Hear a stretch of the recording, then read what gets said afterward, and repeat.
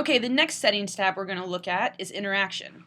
So come up to the top and click on it, and the first thing you're going to see is another set of dates.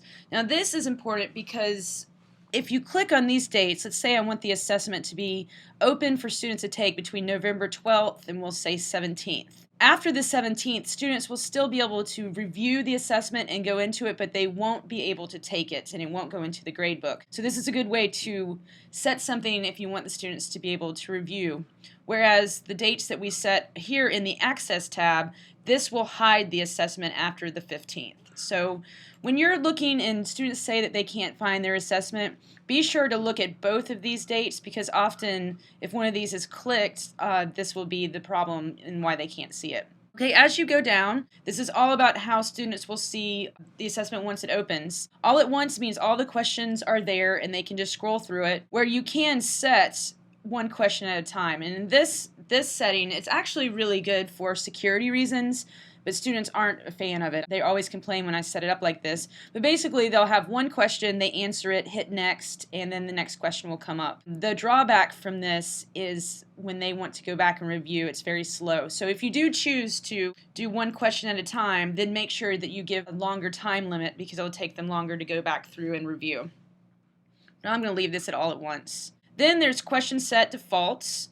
I usually hit randomize the order in which questions are delivered, and that is another integrity thing, so students aren't seeing the exact same test as they take it and sit beside each other. And I also like this randomize the order of each question's answer options, because again, this just mixes it up a little so students aren't seeing the same thing. But a warning about this: when you have a diagram, it will mess up the matching answers for the diagram. So do not hit this if you're using a diagram, which we have in this assessment, so I'm going to remove it.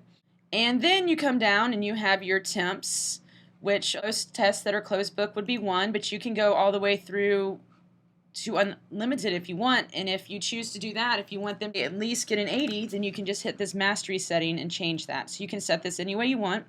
And then there's this save option with show save button. I suggest you uncheck that, because that will allow students during their test to save it and come back into it. So the only reason I would ever leave this checked is if I was offering an unlimited test. And finally, there's time settings. Unlimited to, if you click on it, you could say however long you want to give them. So we'll do 60 minutes for this one, and I always give a warning. 4 minutes, that's fine. So they're prompted that they need to turn it in. And then it's just really up to you if you want the assessments to automatically submit. You know, it's an integrity thing as well. Keep them from going over if they're trying to use their books or their notes. So we'll go ahead and check that. And if you do check this button, you will want students to know that they are going to have their assessment automatically submitted at the end of time. And I would go over to the Content tab and put that message here so they see it when they open the test. So once we have all of our settings for the Interaction tab set up, just scroll down to the bottom and hit Save.